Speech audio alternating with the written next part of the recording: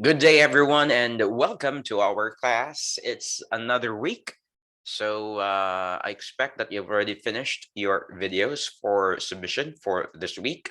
I have already given you enough time to finish it. For those who were able to record their skit last week, so please submit them within the week.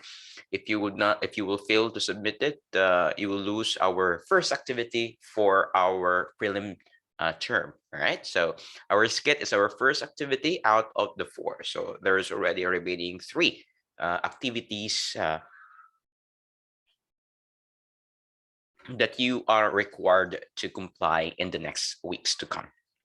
Anyway, let us continue the second part of our lecture on the basic definitions of the terms that we will be encountering for the rest of the semester. So last week or last time, we defined some of the types of travels, and we also compared the difference between the local and international travels. Now let's focus more on the domestic or the local travel as we continue to define some of the other terms. Now let's continue with the definitions. So let's proceed with the types of domestic tourists. So for the types of domestic tourists, we have the following. We have the inter-regional tourists. All right, let me just check my slides if this is the right one. Yeah. So we have inter-regional tourists. The definition for that is the type of traveler that moves from one of the region to another. If you are not aware of our geography here in the Philippines has how many regions? It has 17 regions, all right? That already includes the ARMM, or the Autonomous Region of Muslim Mindanao, or now it is already called as BARM, all right? So this comprises the largest portion of the domestic tourist market. For a country like the Philippines, which is one of the biggest archipelagos next to Indonesia, traveling is indispensable, especially for interregional travels, because daghang mga region, so you have to travel either by land, sea, or air to reach your destination. Though it's not that long, task ka ibang pagbiyahe, but at least you will probably the longest will be a week travel. Of course, balin-balin na siya sa modality sa imong sakyan. But the point is, in interregional tourism, it may be within the vicinity of the region, or if you are from Luzon, Mindanao to the Visayas, or vice versa. So let's have a crash course, or let's review. Let us review the regions of the Philippines. So here are the 17 regions of the Philippines. So if you are aware, and if you're social and politically aware for the past couple of years, actually for almost 60 years, the outgoing president, now President Rodrigo Duterte, campaign promise was one of the biggest is federalism. Under the proposed Charter of Federalism, the current regions are proposed to be converted into states.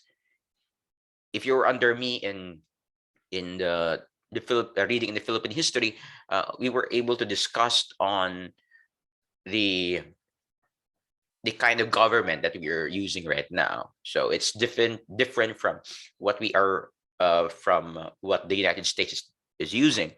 But most of the jurisprudence, the policies, the concepts of government were uprooted from US and planted here in the Philippines.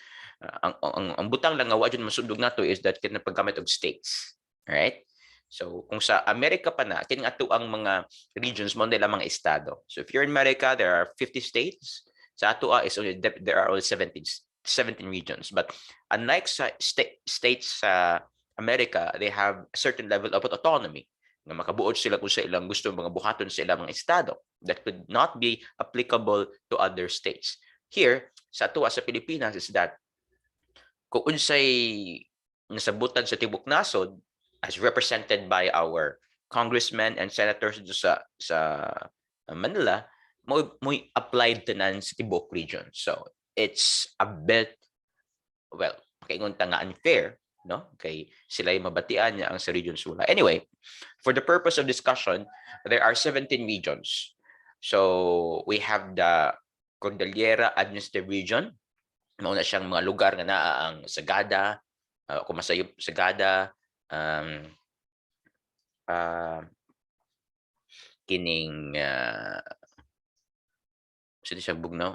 Pine capital of the Philippines, summer capital of the Philippines as well, Baguio City. We have, of course, ang Baluarte sa mga Marcos, Ilocos region, Region 1. We have Central Luzon, Region 3, Region 6, Region 6 or no, Region 4A or Calabarzon. So unsa man ng Calabarzon is actually kining abbreviation of areas nga ana din ha. We have Cavite, Laguna, Batangas, Rizal, and Quezon. Ang Quezon din is not the Quezon City but the Quezon Province. Okay. We also have Mimaropa, Region 4B. And of course, Region 6, which is Atulag Silingan, Western Visayas. And next one is Region 7, of course. We have Central Visayas. If you could remember a few years ago, ang Negros Oriental ug Negros Occidental giusa. Gitangtang ta sa Central Visayas, gitangtang po the Occidental sa Western Visayas. So gihimo tag usa ka region, but it was only brief because when Rodrigo Duterte assumed into office, gibalik sa respected nila mga regions ang Oriental o Occidental Negros, no? Kay it was already through an executive order mga dali ra kay na-repel, no? Anyway, next to Central Visayas, we have Western Mindanao. We have the ARMM or the Autonomous Region of Muslim Mindanao, manigitag ng BARM karon. Southern Mindanao or Region 11, we have Region 12, Central Mindanao, Region 10, Northern Mindanao, Region 13, Caraga Region, Region 8, Eastern Visayas, which I came from, Region 5, Bicol Region, where outgoing VP Lenny came from. Of course, we don't forget about the National Capital Region, which is so small compared to the other regions, but it's NCR. And of course, we have Cagayan Valley or Region 2. So, mo na siya ang atuang mga regions. So, aside from focusing on our discussion sa atuang our discussion on the locals or local destinations, ato pa i-discuss later on ang mga regions. So those are our basic discussions on the interregional tourism activities. So let's proceed with an example. So some examples sa interregional tourist. For example, you're from the National Capital Region or NCR, then you travel to Palawan. So sa kita siyang Region 4A or Region 4B, Mimaropa. Okay? So from the regional areas to other region, mambakran ka. Okay? This is less known. Di kinatagamiton ni siya nga terms, but there is such a call as interregional tourism. Okay? Okay. Okay. So let's continue. Interregional tourists move from one province to another within the region. Tourists in this classification can contribute to the development of urban centers within the region. So sa usa ka probinsya ngadto sa laing probinsya. So this is inter-province, but we call this as interregional tourism or tourists. So kung mo move gud ka sa usa ka lugar from other provinces, especially if your province is a small province compared to the province that you will be transferring to, mas dako kag natabang sa imong balihinan kaysa imong gibiyaan nga probinsya. Okay, most of the time you would spend on where you are than where you came from. Well, maingon mo argue mo, sir, ang mga kwarta na ipadabaya, but ang expenses ana sa dagko nga mga syudad or provinces mas mahal kontra sa mga gagmay.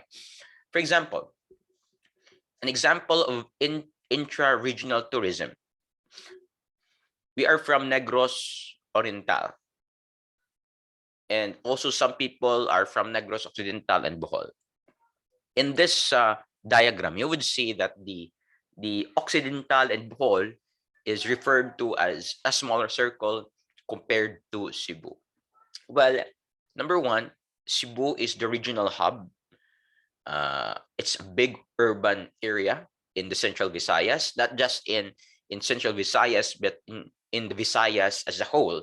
Because ang ubang mga urban regional areas sa ubang mga regions such as Western Visayas, Eastern Visayas is not that big compared to Cebu. So, nganumang mga taga Samar, Leyte, nganong mga taga Occidental, o bisang mga taga Mindanao, maadto bag Sugbo, because there's a big chunk of the economy there that they want to get, no? Kaya bang they want to makatrabaho sila dito because there are a lot of opportunities there nga ilang makuha. So, in the exodus or imong pag-travel padung anang Cebu, it's already giving Cebu the opportunity to grow because there are more human resources and there are more money being used and being circulated in the area.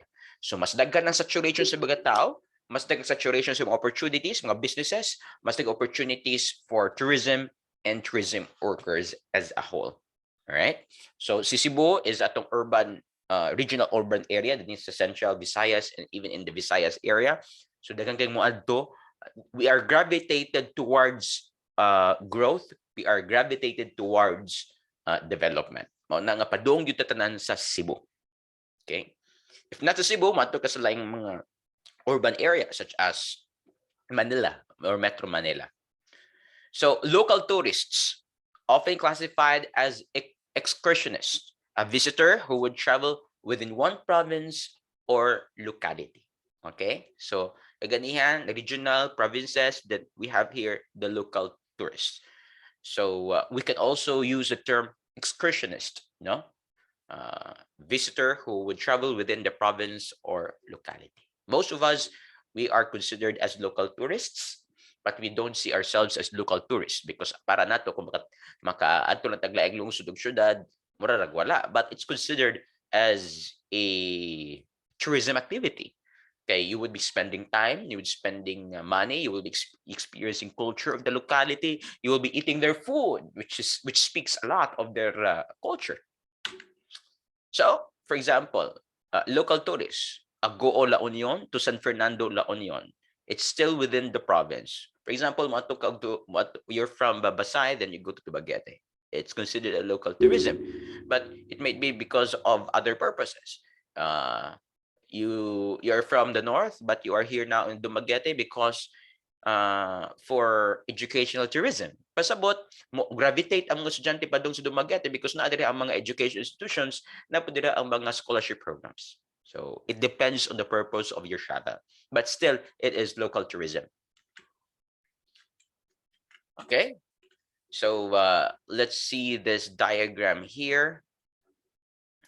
Okay, para mas maklaro. Okay.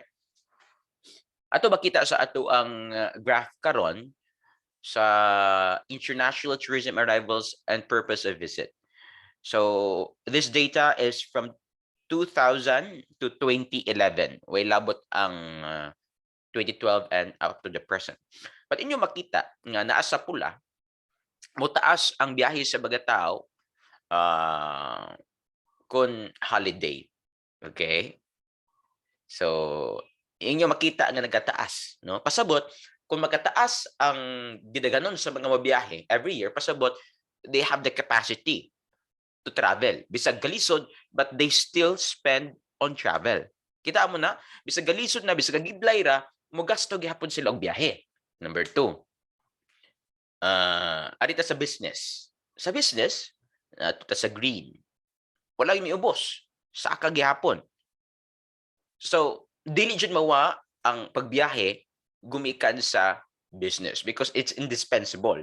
If you're in the business industry, you have to travel because you have to connect with other sources of your products or services. Then you also have to build linkages and expand your business. So other purposes puros nagtaas, walay miubos. Probably there's a year nga ni ubos, ni dip siya kadiyot, but on the greatest scheme of things, nagkasakajod ang travels sa mga international local tourists in the past couple of years. Probably may dip lang in the past 2 years because of the pandemic, because of the travel restrictions.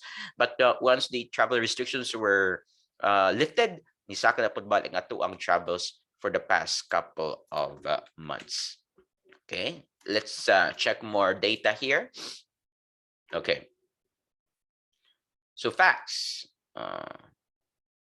Nagkadaghan ang nagbiyahe from 2005 to 2015 nga data. Nagkadaghan. Wala jud kay nakita dira nga ni dip, gawas na lang anang 2015 nga only for first quarter of the year. Okay? Pero kung imo na multiply, mas dako gihapon siya compared sa preceding year.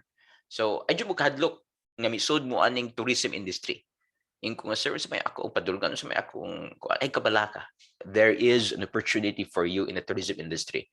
As of now that you're a student, you have to equip yourself, you have to prepare yourself, and you have to open your mind to all the possibilities kung asa ka pa doon. Ako, I'm a communication graduate, I'm a journalist, I'm a writer, but I choose to be an educator. But as an educator na daghang mga experience, nisod ko aning industriya sa tourism education because I can. And I am capable, and I am willing to learn as well for my students. So what I'm sharing to you right now are theories from the tourism industries, coupled with my own personal experience as a personal traveler. So, kita ang increase sa mga travelers from 2011 up till 2014. Daghan kay mga biyahero nga mga Koreano, mga Amerikano, mga Hapon, mga Chino, mga Australiano, mga Singapore, mga Canadian, taga New Zealand, mga Malay o mga Briton. Briton is United Kingdom. So, if kini sila kanunay sila magbiyahe diri sa Pilipinas, dako gitag maan lang kwarta. Especially if we present ourselves as a genuine Filipino household.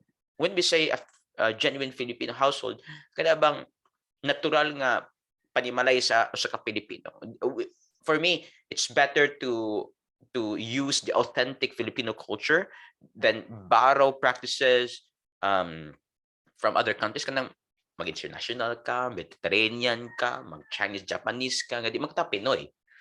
It's really different when you experience the genuine Filipino culture sa imuhang service nga gihatag. So kung ako ipapilihon, I would go to traditional methods, to traditional approaches. Nga you don't just become a excursionist or someone who just come there, experience, but you want to learn from the culture. Imagine na lang kung naakay constant stream aning mga foreign tourists mo na sa imong lugar. Dako kag kwarta. And when they spend, they don't just spend minimum, they spend more because these kind of people appreciate more than Filipinos their experience. For example, kung mosakay sila bangka, ang imong sa tagani kining imong abang is just 5,000. Then pa ka nila 1,000 because you did a good job. So depende ra gid na sa imong pagpadigkamot in the tourism industry and how you package it. All right. So the domestic tourism market plays an essential role in underpinning the viability of investment in tourism. Kasabot, dako kay katampo ang domestic tourism sa dugang mga investments sa imong mga lugar.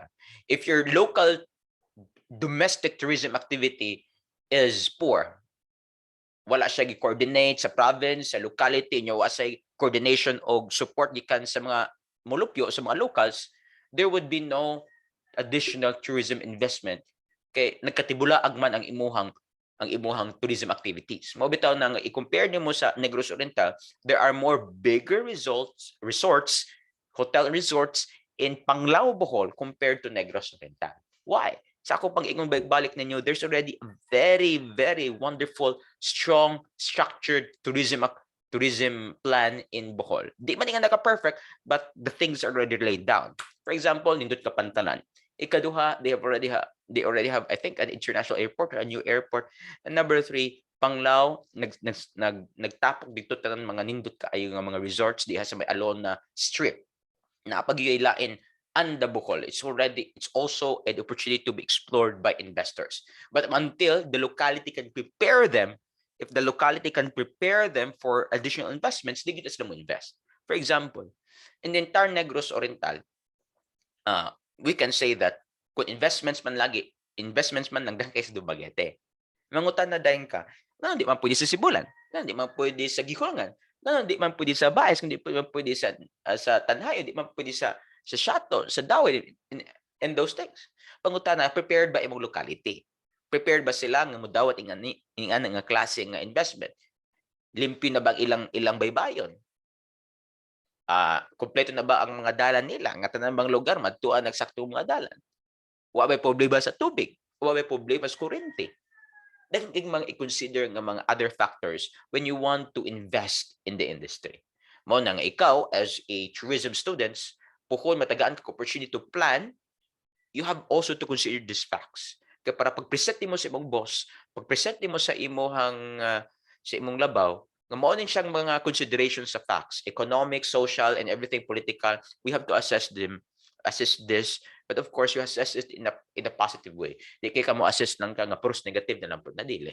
You have also to balance the negative and the possible solutions in a positive way aron nga mo invest sila sa imuhang proposal.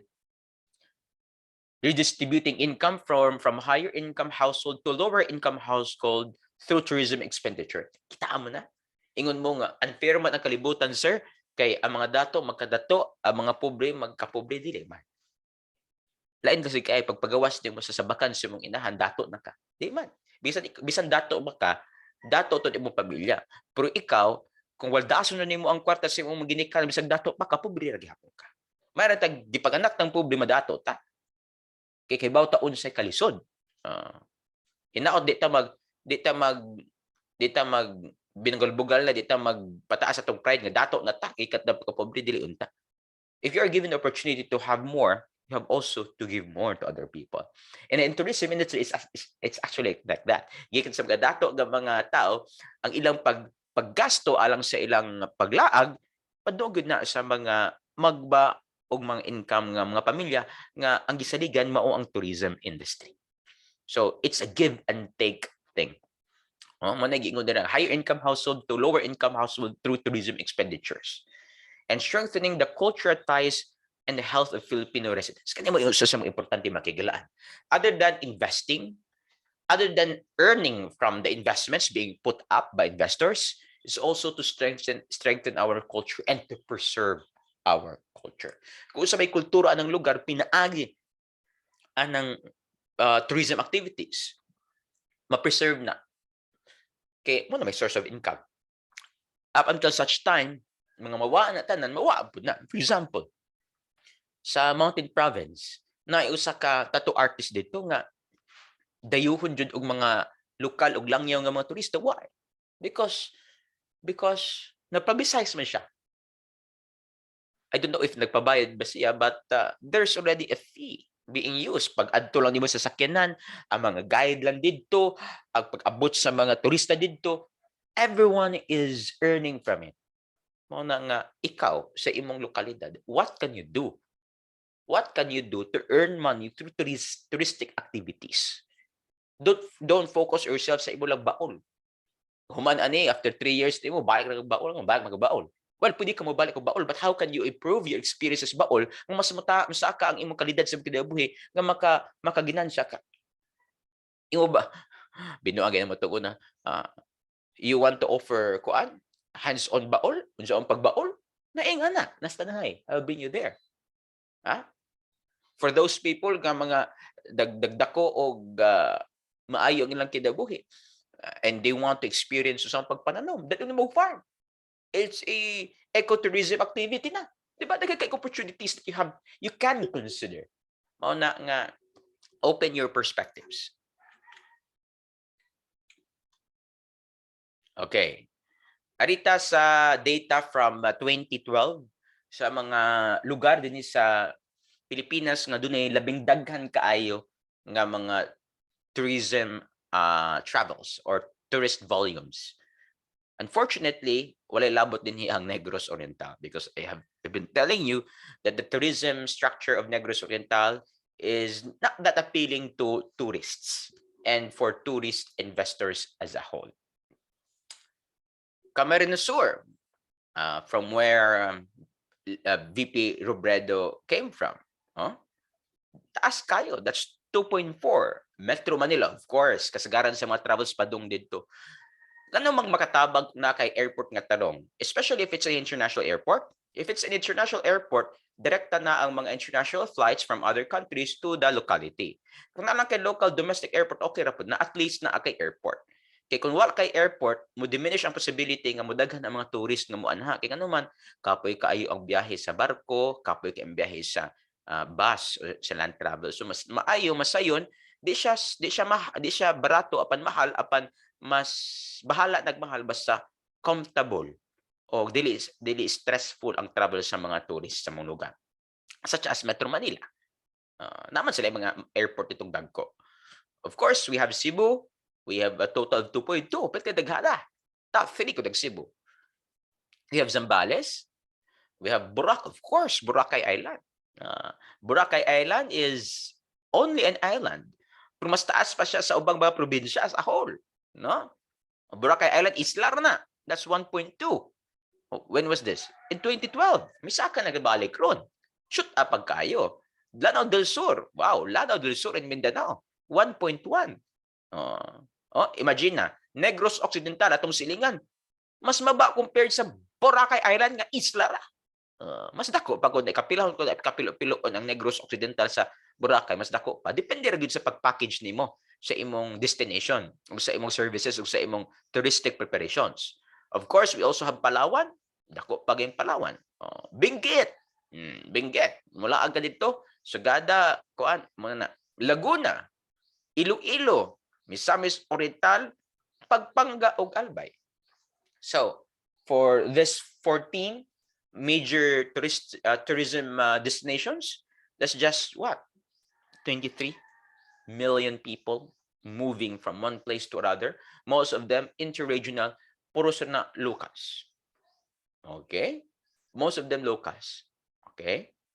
All right, sige. Let's proceed. So, here, sa atong international visitors, we have saka gyud poros padong. Inbound recipients, domestic travels, domestic recipients, travel visitors, poros na nagsaka makigalaan from 2013 to 2016. So let's read together.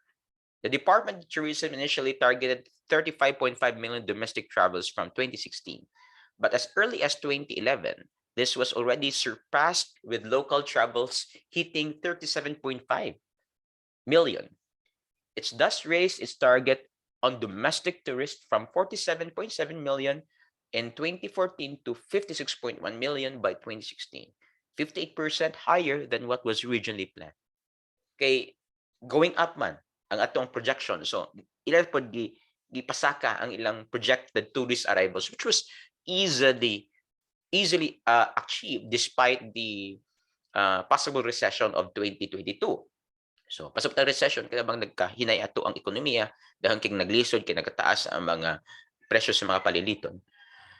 Kuha pala pandemya, nagpadayon unta nagsaka. But of course, in the past 2 years, may dip gid atong mga travels, kay night travel restrictions. But after that, now we can see normalcy. There's still a bit of a fear, but of course, mas daghan na ang nag-travel karon, kay mas daghan na po ang nabakunan. So for those nga wa pa bakuna, I encourage you nga magpabakuna. All right? So that's our discussion for today for the second part of our module. All right? So remind lang ko guys sa mga wa pa kasubmit sa ilang recorded skit, please record them and upload it in our Google Classroom as soon as possible within the week. Beyond the week, di na ko mahantag og consideration. 2 weeks probably is enough for you guys. All right? So thank you very much for listening. Now, I will be leaving you with a short quiz of our last week's discussion. If you were able to listen carefully, you can answer it immediately. It's good. It's only good for 15 minutes. Ako balik ko na, only good for 15 minutes. After 15 minutes, the quiz will close and you will no longer have the opportunity to answer it. All right? Please watch this video. You can review this as much as you want and take notes from it on your notebook. All right? Thank you very much, everyone. Have a wonderful day.